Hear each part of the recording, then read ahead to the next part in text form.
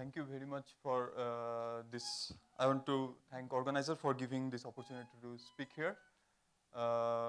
So the talk is based on mainly these two papers. So there have recently been several studies of N Chern-Simons theories at level k, coupled with fundamental matter in the limit n and k both goes to infinity, keeping lambda tube coupling fixed.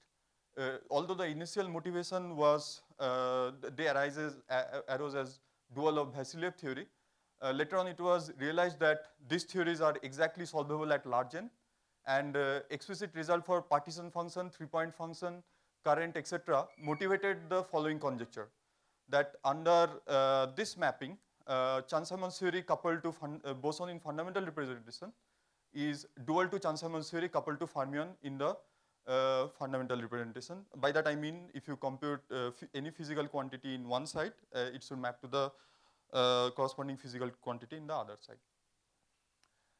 More recent check has been the computation of 4-point function and 4-point function of current. This duality was later on generalized for 3D Chern-Simons theory coupled with fermion and bosons with most general renormalizable interaction, and under some non-trivial, non-linear map of coupling parameters, this theory was self-dual. The supersymmetric theories were some particular values of this coupling constant, and hence the supersymmetric theories are also self-dual. In this talk, I'll focus on 2-to-2 scattering at large n and exact in lambda. Results are consistent with duality. However, we encountered few surprises in this case. We found unitarity is in conflict with the naive crossing symmetry. By naive crossing symmetry, I mean that suppose I give you the T-channel answer, and you do a naive analytic continuation to go to the S channel, and that I call as naive crossing symmetry. That is in conflict with the unitarity. So we proposed a new or modified crossing relation consistent with unitarity and which was also consistent with the duality. This modification seems to be universal for all fundamental matter coupled to Chern-Simons theory at large n.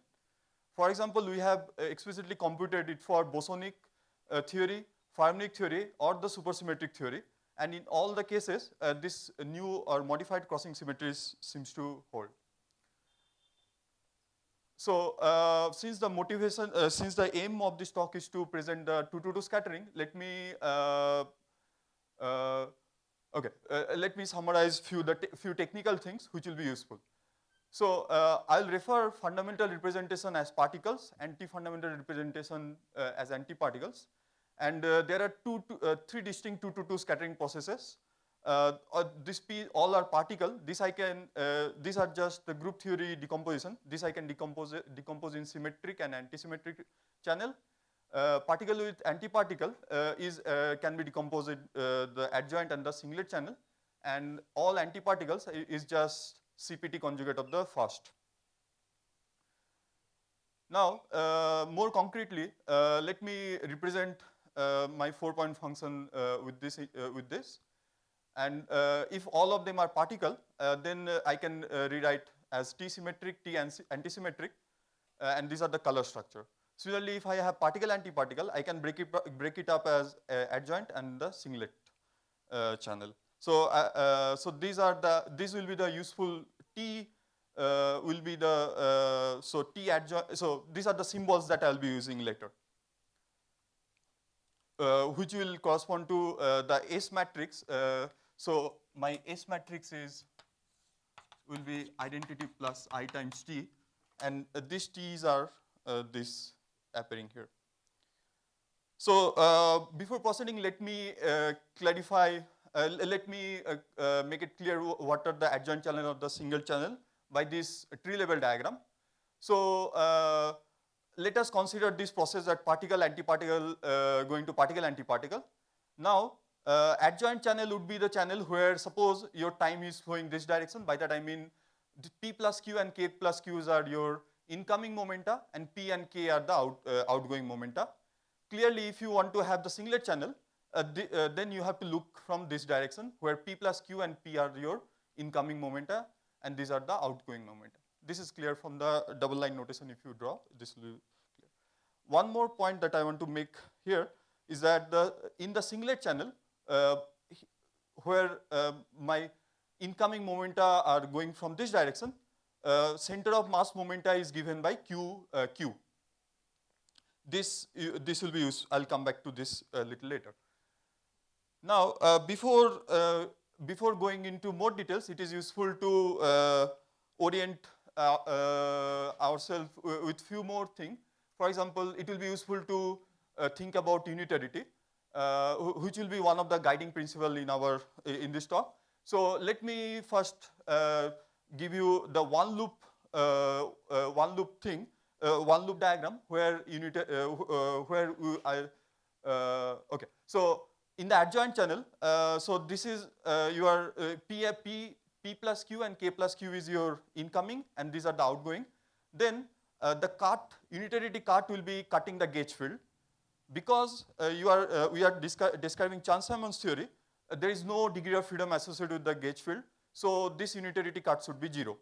Whereas if I am looking for the S channel, which is singlet channel, I'll be cutting this matter field, which would be bosonic, fermionic, or anything. And this will, because this has providing degree of freedom, this cut will be non-zero.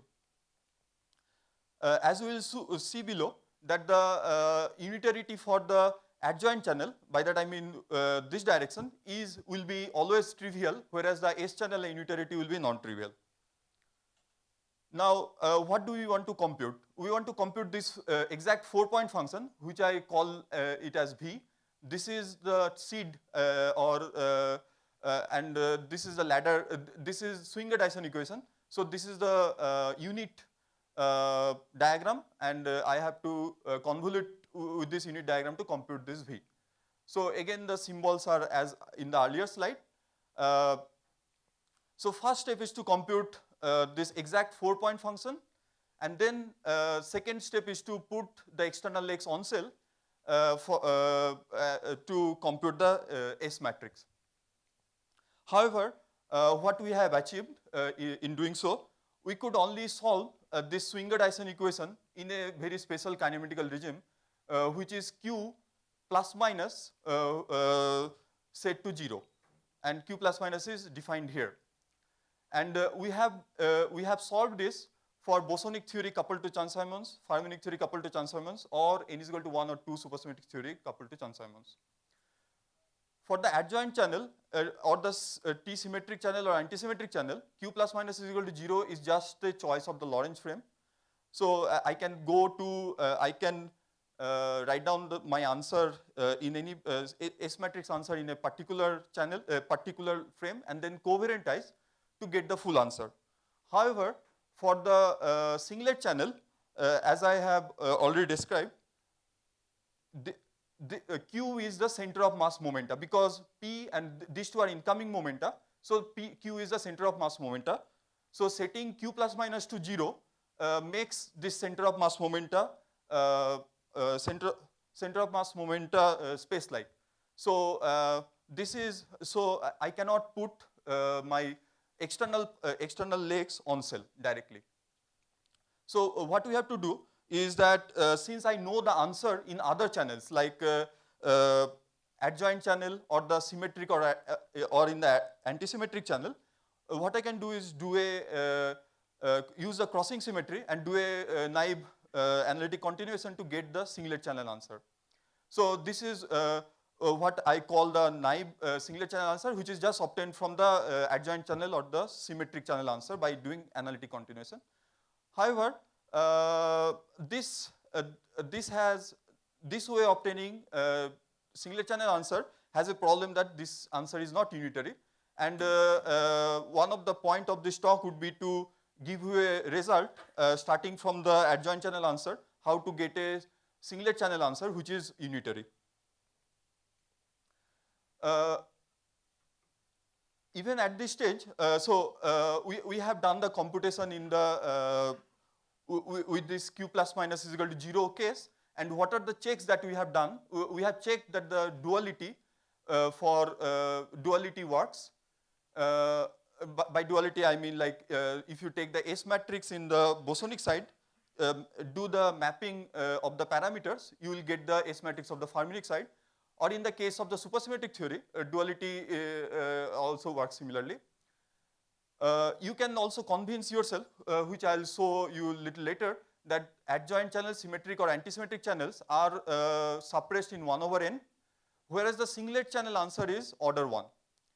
So, as will be clear, only the singlet channel result is where unitarity will impose some non-trivial constant, whereas other channels there will be no non-trivial constant on the results coming from the unitarity.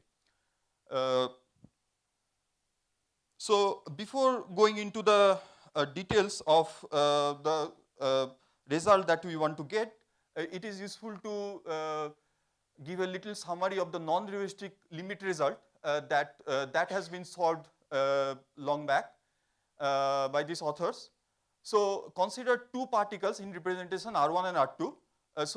In this diagram, consider these two particles. So these two in fundamental representation, and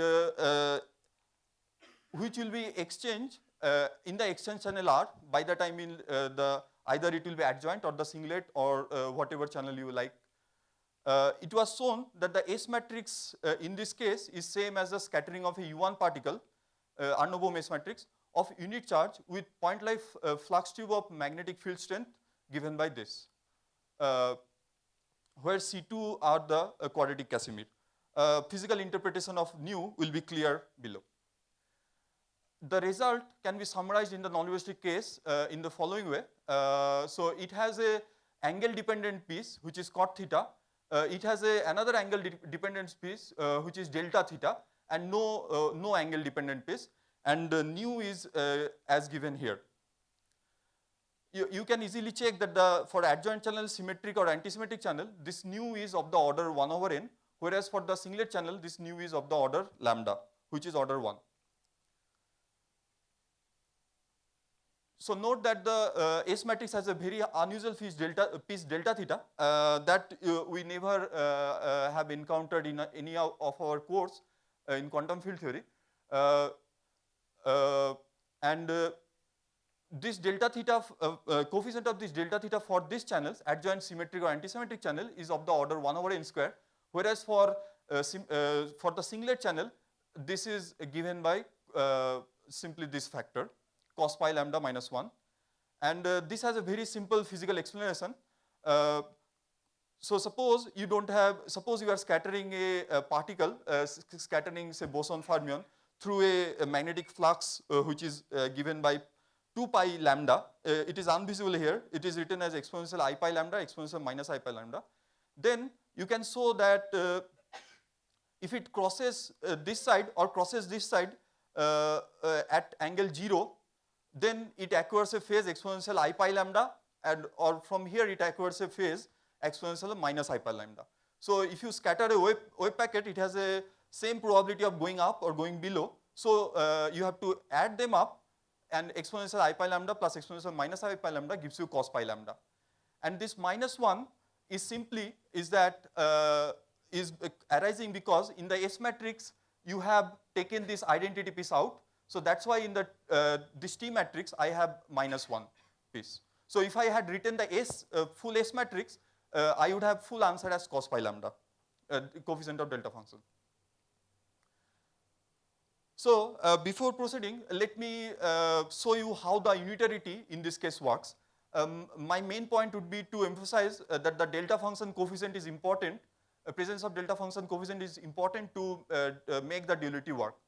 So I have just rewritten in this language where T theta is the cot theta as in the previous slide, W1 is independent of theta. So delta theta coefficient I have written W2. Then you can compute the unitarity equation. These are the equation that you got. So this is highly non-trivial equation. However, for the simplest case that we have in hand, you see all these are real function, and you check that the first and the third equation are satisfied just by reality property. Whereas the second equation, where W2 was the coefficient of the delta function, is a non-trivial equation, and it also satisfies with this cos pi lambda factor. So all I wanted to emphasize is that we require delta function to make the unitarity work. Second point I want to emphasize that the existence of this delta function I argued in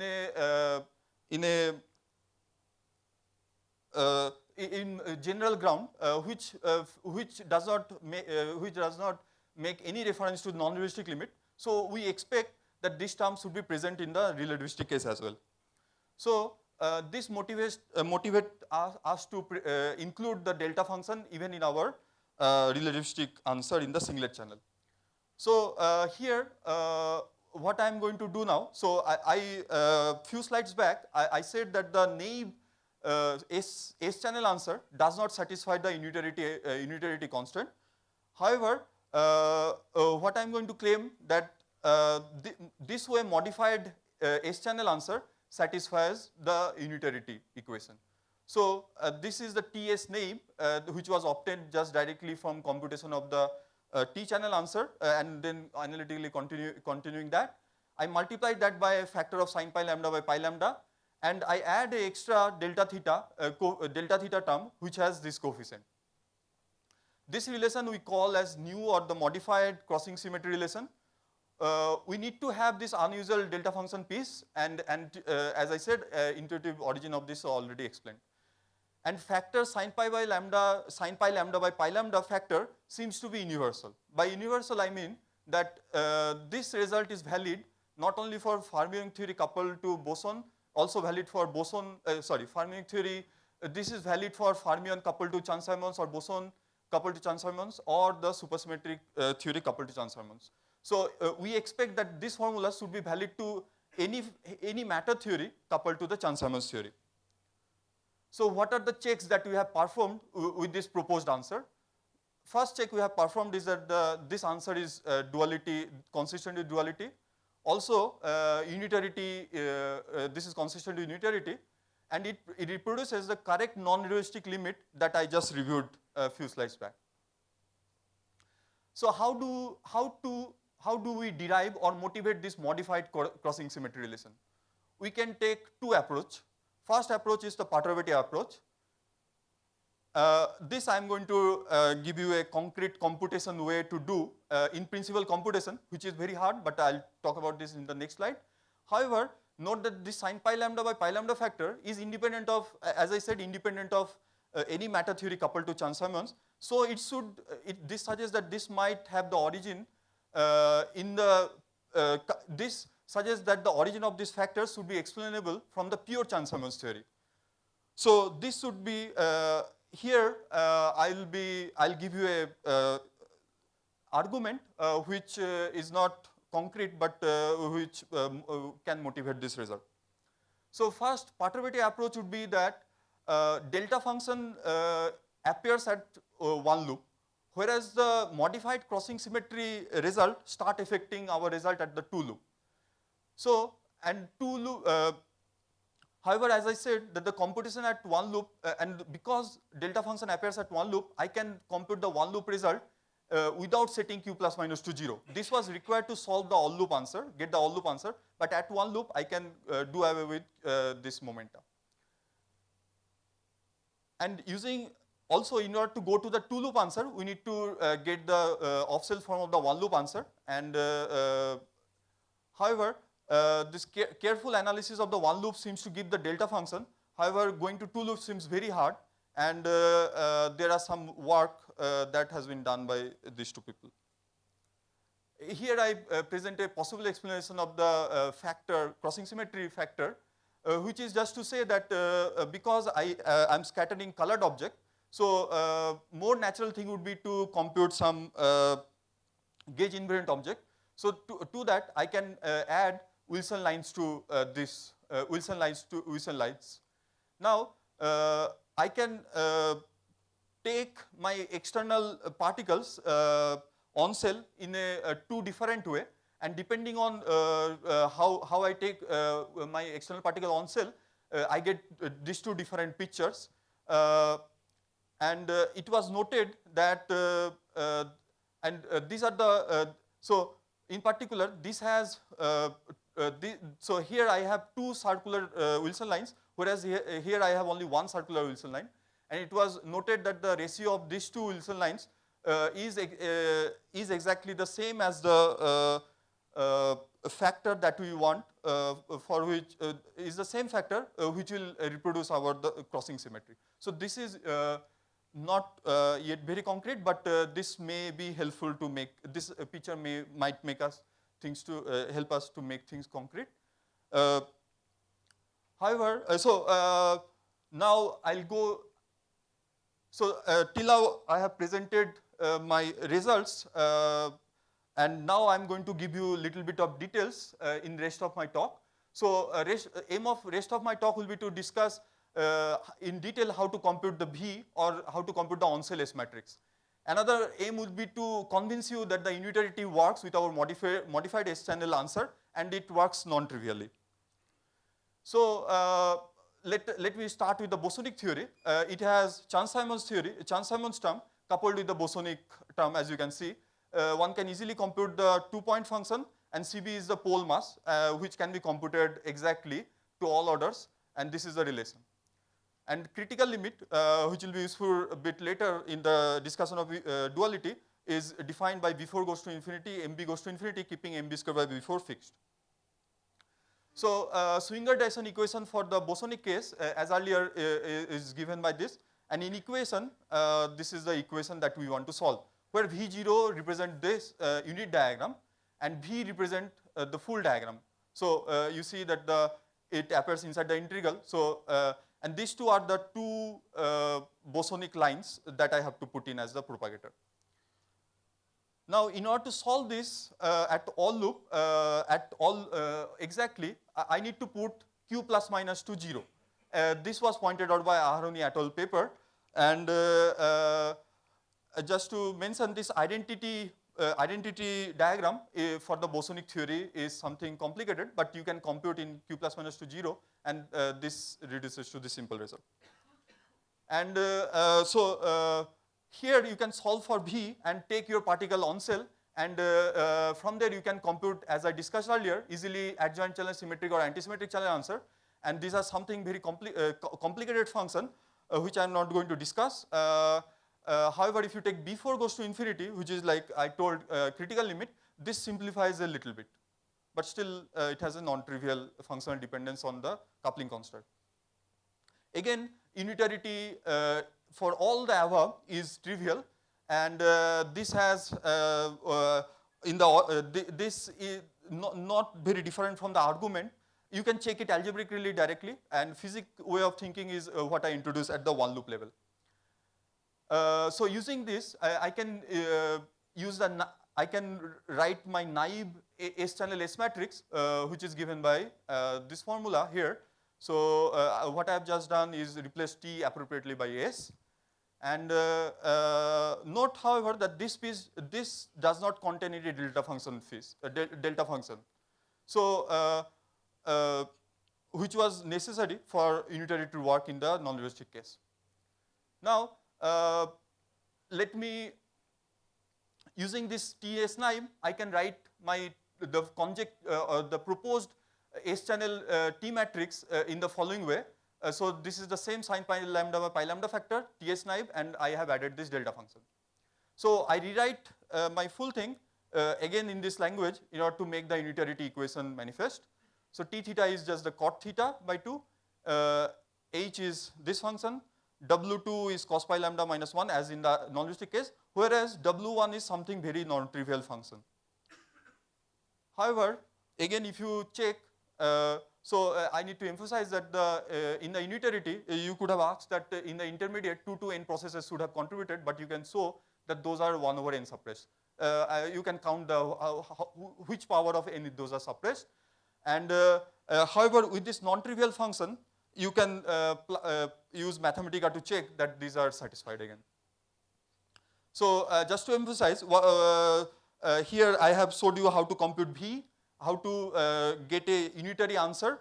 For the Bosonic case, and let me, so few of the checks that we did with the answer is that I'll present the Fermionic result a little later, but just to say Bosonic and Fermionic result, this modified result is consistent with the duality. In the non-relativistic limit, it reproduces the result that we discussed earlier. There is one more fact that the Arno-Bohm non-relativistic result was generalized by Bach-Camillo to account for possible contact term interaction.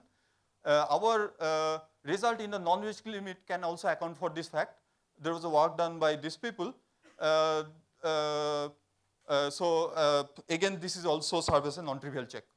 Now, the fermionic situation, fermionic action is this. So I have Chern-Simons coupled with the fermion. And again, I can compute the renormalized mass. Sorry? Time is up? Okay, I can summarize. Okay, so again, for the fermion, you can compute all the result as we discussed earlier. So one can similarly do the supersymmetric situation. And in the supersymmetric, sorry, I'll take just 2 minutes. Supersymmetric situation is much more interesting in the sense that I have in the 2-to-2 scattering 8 processes, out of which only 2 of them are independent. I can write down my full S matrix in terms of the boson-boson goes to boson-boson or fermion-fermion goes to fermion-fermion result. And this is the full S matrix result in the supersymmetric case. For n is equal to 2, which is obtained by setting W is equal by setting one of the parameters to 1, there is only one independent parameter. And so I'm just summarizing the n is equal to 1 supersymmetric result. As you can see, so these are the bosonic and the fermionic result, and these are very complicated.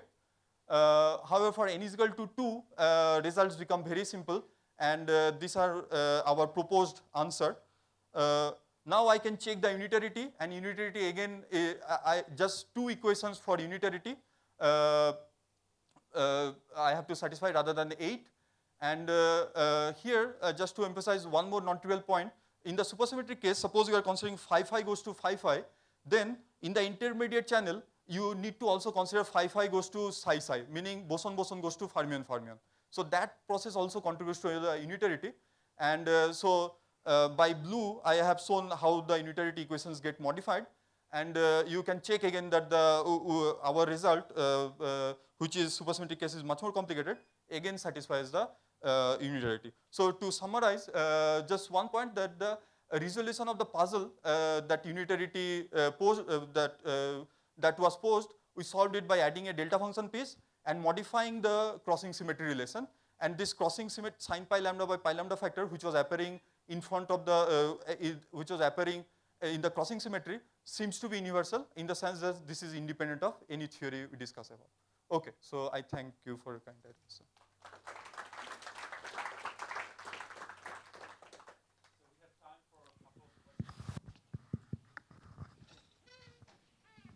Have you thought at all about what 1/n corrections to this? I only have one comment. Yeah. Which is that because of the fact that knots have to be framed, I think what will happen is that the scattering angle, the S matrix won't be a single valued function of the scattering angle, but as you increase the scattering angle by 2 pi, it will be changed by a phase. And that will, I think, enter the crossing relation. I see. Okay.